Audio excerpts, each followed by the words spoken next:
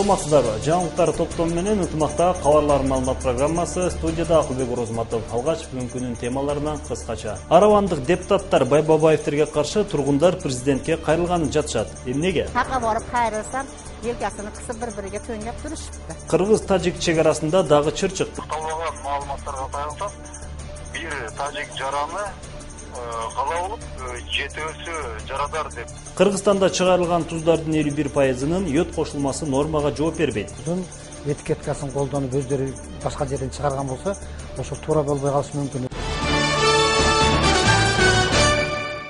Араван районунун Нурабат айылдык кеңешинин депутаттары агайыны Бай Бабаевтерге каршы тургундар президентке кайрылууга белсенип жатышат. Анткени депутаттык мандатынан пайдаланып, эл өкүлдөрү жашоочулардын жерлерин жасалма документтер аркылуу тартып алуусу себеп болгон. Мындан сырткары тургундарга зулум көрсөтүп жатканы да айылдыктардын кыжырына тийгендигин жашоочулар айтышат. Теманы кабарчы улантат. Агайыны депутаттарга каршы чыгып жаткандардын бири Малахат Тажидинова. Айтымдарында анын жерин Бай Бабаевтер 2008-жылы жасалма документтер менен тартып алып, ал жерге май коюучу жай салышкан. Андан соң май коюучу жерден 300 метр аралыкка жакын жерде жашоого мүмкүн эмес деген чечим чыгып, ал жерде турак үй болбошу керек деп айтылууда. Азыр үй салуу мында турсун, жашап жаткан жеринде жашоого тоскоолдук кылып, электр жарыгын өчүрүп жатканына Малахат айым нааразы. Sotib olgan joyimni ham olishib oldi, zo'rlik bilan. Urgan xodimlari orqali kelib videolarga olishib turib, 5 yildan beri svetim ham yo'q, men bu yil 6-yilga ketyapti. Men o'zim ulatsam pul sarflab, uzib ketib qolyapti, zo'pidinchilik qilib, hech imkoniyatim yo'q. Qayerga borib qayrilsam, yelkasini qisib bir-biriga to'ngab turishibdi. Азыр Улукбек Байбабаев Орусияда жүрөт. Малахат Тажидинованын айткандары чындыкка дал келеби? Бул боюнча депутат Улукбектин агасы Курсантбек Байбабаевден жооп алдык. Ana zapravkada degan xotin, zapravkada degan xotin. Bu yerda u bergi xotinning zakazini bajaryapti. Biz zapravkani bitirmaslik uchun. Nimaga? Ana xotin bergi xotin zapravkadagi mana Najimova, Nurmatova degan ayol. Buni zapravkasi bor. Uni bergi xotinni ish qilyapti. Zapravka bitsa, bu unga konkurensiya. Tushunyapsanmi? Bu yerda hammasi bir-biriga связаны. Biz misol uchun hech kimda aybimiz yo'q. Айылда Бай Бабаевтерге нааразычылардын катарында бир гана Малахат Тажидинова эмес, 10го жакын адам бар. Нааразычылыктардын башкы себеби жасалма жол менен туугандардын жерлерин тартып алганында. Жашоочулардын айтымдарында азыр Бай Бабаевтердин 30 гектарга жакын жери бар. Басымдуу бөлүгүн тургундардан алдамчылык менен тартып алган дешет мындагылар. Men davlat yerini auksionda olsam, men misol uchun tiriklik qilsam, nima ayb bunda? Hozir mana Ekspressga chiqqan ayollardan biri meni o'g'lim bilan 2010-yili shu nima bo'lgan, 2010-yili men uni jerini olib qo'ydim auksionda. Shu sabab u oila o'zi biz bunday tortishib nima bo'lamiz? Va shu ayol bechoraga o'xshab ko'ryapti. Chiqqila, mana meni uyim joyim ko'rding. Uni ham uy joyini ko'rdilar. Ал эми Нурабаттын дагы бир тургуну Гүлчехра Акрамова жалгыз уулун депутат Бай Бабаевтер куру доомат менен каматып жибергендигине нааразы. Ага өкмөт тарабынан 2010-жылдагы окуя үчүн берилген акча себеп болгон дешет. O'sha 100 ming puldi deb bolalarni ishga solib qamatgani rost. Keyin biz bu Bay Babaevni birov aytdi, jo'liqdik. Jo'liqsak, u bo'pti, men juda inaqman. Sud Ubaydilla prokuraturada hakimlar kerak bo'lsa xohlagan yerimdan chiqarib olaman balangizni deb bizni aldab, shu 10 ming dollarimizni olib chiqarib qo'ydi. Anan men pulni so'rab borsam, uyatsiz gaplar bilan haydab soldi. Hozir ayıldık deputatını qo'lda hech bola kelmaydi. Buni hamma biladi. Men ayıldık nimani kengash deputatiman. Lekin hozir tunab oldim, bunday bo'ldi degan so'rovga tumanday beramiz. Bizga qarshi odamlar shunday qo'yib turadi. Тургундардын айтымдарында айылдыктар көчөдө эркин баса да алышпайт. Анткени Бай Бабаевтер депутаттык мандатынан пайдаланышып аларга зулум көрсөтүшөт экен. Айрым учурда кол көтөргөнгө да барышат. Тургундар буга чейин Бай Бабаевтердин жасаган иштери боюнча маалымат жыйында өткөрүшкөн. Ошондон кийин коркутуу үркүтүүлөр болду дешет. Токмок жегендердин катарына Фируза Нурматова да кирет. Ko'chamga kelib Zayching mashinasida gap talashib aytishib ketdi. Qo'ychi uka, qo'y bunday qilma, o'zim o'quvchimsan, aynanay. Qo'ychi desam, meni itarib, mashinasiga itarib solib urib qochdi.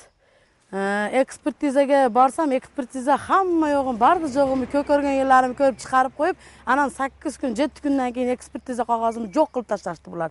Азыр айылда Улукбек Байбабаевди күнөөсү болгон үчүн Орусияга качып кетти деген сөз тараган. Муну менен Нурабат айылынын тургундары Бай Бабаевтердин Жерлерди тартып алуусу боюнча райондук администрацияга бир нече жолу кайрылышкан. Эми президентке кайрылууга белсенип жатышат. Ал эми жакынкы күндөрү Байбабаевдер райондук администрациянын алдына тынчтык митингин өткөрүүгө камынышууда. Асанбек Каракозиев, Нурсултан Абдукерим уулу, Ынтымак. Кыргыз-Тажик чек арасында дагы чыр чыкты. Кыргызстандын вице-премьер-министри Абдрахман Маматалиев Кыргыз-Тажик чек арасында бүгүн болгон инцидент азыр иликтенип жатканын билдирди. Вице-премьер-министр тажик тараптан окко учкандар бар экени тууралуу кабары жок экенин айтты. Мендеги маалыматтарга караганда эки жүк ташуучу машинеде Тажикстандын тургундары Кыргызстандын Тамдык деген жеринен өтүүнү каалашкан. Алар биздин чек арачылардан өткөрүп жиберүүнү талап кылышкан. Ошондо чек арадагы аскер өзүнүн жетекчилигине бул тууралуу айтканы барганда аны ташпаранга алышкан. Ошол маалда кыргыз чек арачылары асманга эскертүү иретинде ок чыгарышканда, тажик тараптан да чек арачылар келип, аларды асманга ок чыгарышкан. Азыр эки өлкөнүн тең чек ара отрядынын башчылары жыйын өткөрүп, окуяны талкуулап жатышат. Иликтөө жүрүүдө, деди Маматалиев. Вице-премьер тажик тараптан бир тургун өлгөнү тууралуу кабары жоктугунда кошумчалады. Мунун алдында Азаттыктын тажик кызматы Исфара райондук милициясына шилтеме кылып, бул окуядан бир тажик жараны мерт болуп, 5-өө жаракат алганын жазып чыккан. Чек арадагы акыркы кырдаалды билүү үчүн аймактык кабарчыбыз менен байланышканбыз. Медер акыркы маалыматтар менен бөлүшсөңүз. Такталбаган маалыматтарга таянсак, бир тажик жараны каза болуп, 7-өсү жарадар деп учурда айтылып атат. Бирок азырынча абал аймакта тынч, жарадар болгондор Исфара райондук ооруканасына жеткирилгендиги тууралуу айтылууда. Азырынча абал тынч экендигин жергиликтүү бийлик кабарлап жатат. Бир гана Баткен районунун Аксай айылына кеткен жол Көк Таш айылынан өткөндөн кийин Аксай айылына кирер жерде тажик жарандары тарабынан тосулуп турат. Банги аткезчилик уюшмасынын бети ачылды. Ички иштер министрлиги кечээ Баткенде 30 желин баштыкка дээрлик 16 килограмм героин алып бара жаткан киши колго түшкөндөн кийин Орусияга маңзат ташыган уюшманын бети ачылды деп ырастады. Иликтөөлөрдүн жүрүшүндө героинди алып бара жаткан жаран маңзатты Тажикстандын Исфара шаарынын жашоочусу Едгар аттуу жарандан Орусиянын Москва шаарына жеткирүү үчүн алганын айткан. Министрликтин маалыматы боюнча кармалган адам мыйзамсыз банги аткезчилиги менен такай алектенип келген. Министрлик андан башка ким кармалгандыгын маалымдаган жок. Бирок маңзаттардын мыйзамсыз өндүрүү, сатып алуу, алып жүрүү жана ташуу боюнча тергөө жүрүп жаткандыгын кошумчалады. Баткен менен чектеш Тажикстандан Ауганстан, Орусия менен Европага героин ташылган аткезчилик жолдо жайгашкан. Ауганстан мыйзамсыз героин чыгаруу боюнча дүйнөдө эң ири өндүрүүчү деп саналат. Кыргызстанда чыгарылган туздардын 51%-нын йод кошулмасы нормага жооп бербейт. Муну бүгүн медицина кызматкерлери маалымдашты. Мындан сырткары эл байытылган унду аз пайдаланышат. Бул болсо аз кандуулук оорусуна түрткү болот. Теманын уланысы кабарчыбыздын материалында. Өткөн жылга салыштырмалуу быйыл 5 жашка чейинки балдардын өлүмү кыскарган. Муну бүгүн маалымат жыйында саламаттык сактоо тармагынын адистери билдиришти. Былтыр Ош шаарында 6 айдын жыйынтыгы менен 23 баланын өлүмү катталган болсо, быйыл 5ке кыскарган. Анын себебин адистер туура тамактануу менен белгилешет. Балдардын вообще ич өткөк, диарея, ошондой эле пневмония ооруларынан өлгөн балдардын саны почти жок эсе болуп атат. Маалым болгондой, Кыргызстанда чыгарылган туздардын 51%-нын йод кошулмасы нормага жооп бербейт. Негизи туздун тутумундагы йоддун нормасы 25-тен 55 мг болуусу керек. Андай болбогон учурда 2008-жылы Жогорку Кеңеш депутаттары тарабынан иштелип чыккан туура тамактануу боюнча мыйзамга ылайык тузду йоддоштурууга туура келет. Ошол кээде карама-каршы закондор кабыл алынып калып атат да. Мына ошол туздардын качествосун текшерүүдө бизде 10 күн мурда ошол маалымат берип туруп анан барып текшерет да. 10 күнүн ичинде ал туздардын баардыгы уже жасалма туздар жоголуп кетип атат. Ошондуктан кээ бирде туура закондорду кабыл алыш керек болуп атат. Жок, лицензия алган өтө кыйын процесс. Негизинен бул деген сатканда, анан баягы алып келип атканда же болбосо башка бирөөлөр ошол туздун этикеткасын колдонуп өздөрү башка жерден чыгарган болсо, ошол туура болбой калышы мүмкүн. Ошон үчүн ал доказать өтө кыйын. Азыр бул маселе олуттуу боюнча калууда. Ден соолукту чыңдоо комитеттери болсо йоддолгон тузду кандай сактоо керек, курамында йод бар экенин кантип билүүгө болот. Бул оңдуу суроолорго түшүндүрмө берип жатышат. Сапаттуу туздарды алып ичкенге аракет кылыңыздар. Балдарыңыздын ден соолугу жакшы, Бобор оорусунун алдын алат. Адистердин айтуусу боюнча туура тамактанган балдардын 30% аз ооруйт. Туура тамактануудагы мыйзамда унду байытууда көрсөтүлгөн. Маалыматтарга ылайык эл байытылган ундан аз пайдаланат. Мунун негизинде аз кандуулук оорусу пайда болот. Байытылган ун биринчи сортто гана болот. Унду байытуу үчүн 1 тоннасына 180 грамм витаминдер кошулат. Бизди текшерип эме кылган санэпидстанция келип текшерип кетет. Ошо именно ошо обогащать этип атканыбызда унду эме кылып атканда биз только биринчи сортто гана витамин кошобуз. Азыр ушул данный моментте ушул азыркы убакта эме витамин жок болгон үчүн азыр эме кылбай атабыз. Обогащать этилбей атат. Анан кийин 1 тонна унга 180 граммдан кетет. Маалым болгондой, азыр өлкөдөгү ун чыгаруучу заводдордо ун байытуучу кошулма жок. Буга 3 ай болуп калды. Ал Америка жана Индия өлкөлөрүнөн тартылып келет. Кошулма катары колдонулган премикс 20-июлдардан өлкө боюнча таратуу болжолдонуп жатат.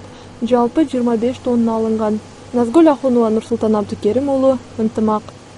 Ош шаарынын айылдары трансформаторлор менен камсыздалууда. Учурда Ош шаардык капиталдык курулуш башкармалыгы тарабынан электр жабдыктары алынып, келинип, орнотуу иштери жүргүзүлүүдө. Бул тууралуу мэриянын маалымат кызматынан кабарлашты.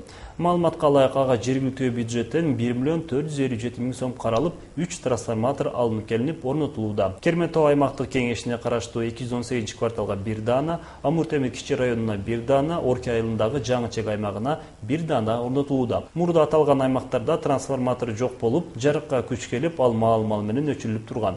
Мындан улам жергиликтүү тургундар маселени чечип берүү үчүн шаардык бийликке кайрылышкан болчу. Шаарындагы айылдарды сапаттуу электр энергиясын камсыздоо үчүн Ош шаардык капиталдык курулуш башкармалыгына титулдук баракчасына 1.457.000 сом 800 сом акча каражат каралган.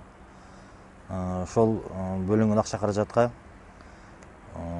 капиталдык курулуш башкармалыгы Ореми Ош электромаш ишканасынан 3 трансформатор сатып алынды. Учурда Кыргызстандын суу сактагычтарында суу запасынын 30% гана калды. Бул тууралуу Кабар агенттигиндеги басма сөз жыйынында Суу чарба департаментинин жетекчисинин орун басары Тилек Исабеков билдирди. Өлкөнүн бардык аймагын кургакчылык каптады. Апрель, май, июнь айларында жаан-чачын керектүү ченемден аз жаады. Өзгөчө чүй өрөөнүндө сууга суулары тартыш болууда. Сууну үнөмдүү пайдалануу үчүн жер-жерлерде иштер алынып барууда, дейт Тилек Исабеков. Быйылкы жылдын кургакчыл болушу дан эгиндерине, тала өсүмдүктөрүнө олуттуу зыян келтирүүдө. Баткен районунда МАК 2014 операциясынын негизинде райондук ички иштер бөлүмүнүн кызматкерлери тарабынан жапай өскөн кара куурайды жок кылуу иш-чарасы башталды. Өзбекстан менен чектеш аймактарда милиция кызматкерлери жергиликтүү тургундар менен биргеликте жапайы кара куурай өскөн 15 гектар аянтты тазалашты. Кененирээк аймактык кабарчыбыз Медербек Ниязалиевдин материалында. Баткен районунун 4 айыл өкмөтүнүн Өзбекстан менен чектеш аймагында жапайы кара куурайды жок кылуу аракети көп жылдан бери жүргүзүлүп келет. Биротоло жок кылынбаса да жыл сайын азайып баратканын айтышат. Негизги энди ушун жок кылыш аракетиде да эле түшүнүгү жакшы эле чогулуп, ортодо оптун бардыгыбыз топтолуп, бала чака дегенден бери 2 күндөн бери ушуну жулуп, оруп, топтоп, күйгүзүп, жок кылыш максаттабыз да. Азайып калды, Кудайга шүгүр. Азыр ушул 15 гектар жерди Секиртме айылындагы айыл тургундары менен жалпы оруп чыктык. Бул жылдан жылга азаюуда да. Жылдан жылга азайып атат. Анан ушул Сог дарыясы ушул айылдан өткөндүгө байланыштуу ошол жокорактан уруктар агып келип атат. Былтыры 2,5 тонна өл вести өрттөп жок кылганбыз, быйыл 2 тонна жок кылдык. Милиция кызматкерлеринин айтымында айыл ичинде өскөн жапайы баңгизат өсүмдүгүн жок кылбаса келечекте элет жеринде жашаган жаштарга терс таасирин тийгизүү коркунучу турат. Ушул күнгө чейин Баткен району Самаркандек жана Аксай айыл аймагында жапайы кара куурайдын көп өскөндүгү аныкталган. Муну пайдаланган адам психикалык бузулушуна алып келет. Бул адам психикалык бузулушуна алып келгенден кийин кылмыштарга барышы мүмкүн, оор кылмыш жана өтө оор кылмыштарга барышы мүмкүн. Ошондой эле адам баласынын тукумуна зыян келет. Инвалид балдар төрөлүшү мүмкүн муну пайдаланган адамдардын. Жапайы кара куурайды жок кылуудан сырткары Баткен облустук ички иштер башкармалыгынын кызматкерлери тарабынан акыркы 6 ай ичинде облус аймагынан 2 тонна 461 кило баңгизаты кармалган. Мыйзамсыз баңгизатын ташуу менен алектенгендердин үстүнөн 33 кылмыш иши козголуп, соттук кароого жөнөтүлгөн. Алар ишин айтып кетсемиз, опий 37 килограмм опий алынган, гашиш 23 килограмм 540 грамм гашиш алынган, героин 17 килограмм 469 алынган. Андан кийин, значит, перекурс деп коебуз. Бул эмеден, значит, 2 тонна 339 килограмм кармалган. Мындай өлчөмдө маңзатынын кармалышы өткөн жылдын 6 айына салыштырмалуу 10 эсе көп. Баткен облусунун кошуна өлкөлөр менен чектеш аймактары толук көзөмөлгө алынбагандыктан баңгизаты Баткен аркылуу чет өлкөлөргө өтүп жаткандыгы айтылып келет. Медер Ниязали, Урысбек Мазаит уулу, Ынтымак, Баткен облусу. Мамлекеттик университетинде 7-жылдан тарта абитуриенттерди кабыл алуунун биринчи туру башталды. Анда бюджетке 1500, келишимдик негиздеги бөлүмгө 1000 жана сырттан окуу бөлүмүнө 100 абитуриенттер талон тапшырышкан. 7-9 жыл күндөрү алардын талону чогултулуп, анда окууга өткөндөр бүгүн 10 жылдан баштап документ тапшыра башташты. Негизи окууга өтүүдө жалпы республикалык тестирлөөдөн бюджетке 110, келишимдик негизде 105 жана сырттан окуу бөлүмүнө 95тен жогорку балл менен кабыл алынат. Абитуриенттер кабыл алуунун экинчи туру 14-16 жыл күндөрү талон тапшырылып, анда окууга өтүүгө баллы жетип кабыл алуу комиссиясы сунушталган абитуриенттер 17-19 жыл күндөрү документтерди тапшырышат. Биринчи жана экинчи турдан калган орундарга анан үчүнчү турда абитуриенттер кабыл алынат. Белгилей кетсек, Ош мамлекеттик университетинде 3 жылдан бери абитуриенттерди кабыл алуу электрондук системада жүргүзүлүп келет. Мында абитуриенттер талон тапшырып, жалпы республикалык тестке баллы жеткен болсо, ал кабыл алуу комиссиясынын сунушу менен окууга кабыл алынат. Бул ошол ачык айкындуулук, анан абдан тактык багытында өтө чоң проект болуп эсептелинет. Бүгүнкү күндө ошол абитуриенттер же болбосо алардын ата-энелери ошол гранттык комиссия официалдуу жыйынтык чыгарганга чейин эле өзүнүн окууга сунушталарын же сунушталбай тургандыгын биле турган мүмкүнчүлүк болуп калды да. Азыр болсо кезекте эл аралык жаңылыктар, аны менен кесиптешим тааныштырат.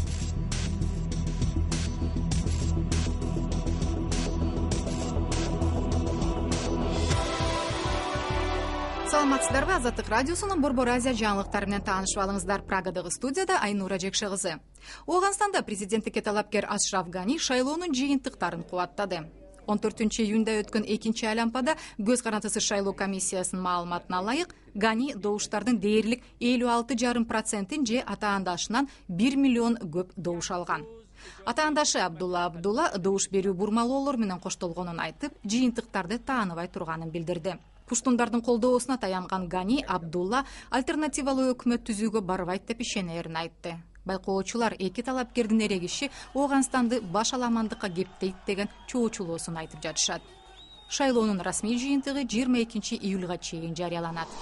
Пакистандын Пешавар шаарында Хайбер Пахтунхва провинциясынын губернатору журналисттер менен жолугушууда өлкөнүн ичиндеги качкындардын маселелерин талкуулады. 15 июнда Пакистан армиясы Түндүк Вазиристанда антитеррордук операция баштагандан бери 700 миңдей жайкын тургун үйлөрүн таштап жер которууга аргасыз болду.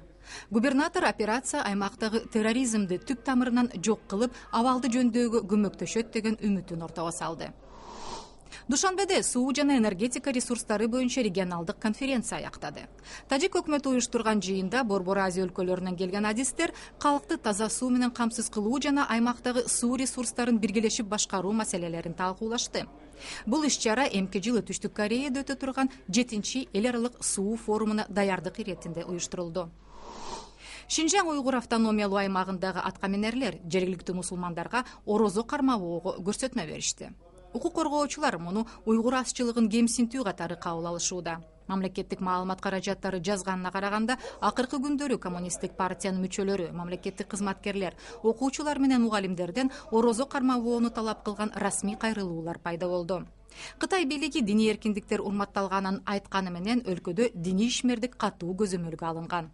Кытайда 20 миллионго чукул мусулман жашайт. Акыркы кездери Шинжаңда күчөгөн теракттар үчүн Бейжин исламчыларды айыптап келет. Буга байланыштуу ондогон уйгурлар жазага тартылды. Казакстандын Чымкент шаарында болсо орозо айында айрым автобустар жүргүнчүлөрдү бекер ташууда. Шаар тургундары жергиликтүү ишкерлер мечиттин демилгесин колдогонуна ыраазычылыгын айтышууда. Автобуста молдо ыйык орозо айынын мааниси тууралуу айтып берет. Түштүк Казакстан облусунун башкы имамы Бейбит Мырзагелдиев мындай жолдор аркылуу алар калың калайыкка орозонун өзгөчөлүгү жөнүндө кеңири маалымат жеткирүүнү көздөшөөрүн айтат. Ушул жана башка жаңылыктар менен кененирээк Азаттык чекит KG сайтыбыздан таанышсаңыздар болот. Саламатта калыңыздар.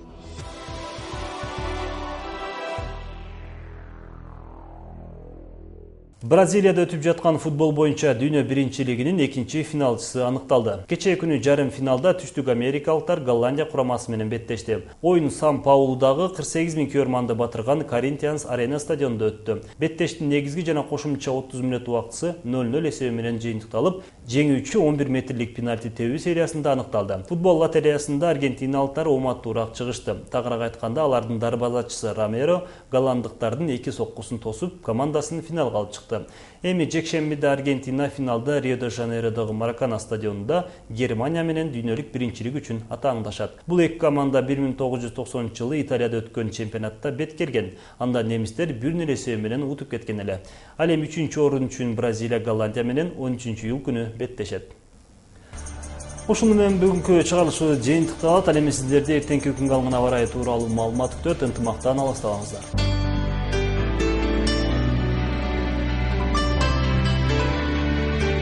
Саламатсыздарбы? Эртеңки күнгө алынган аба ырайы менен таанышалыңыздар. Кыргыз гидрометтин билдирүүсү боюнча 11-июлда республикабызда жаан-чачын күтүлбөйт.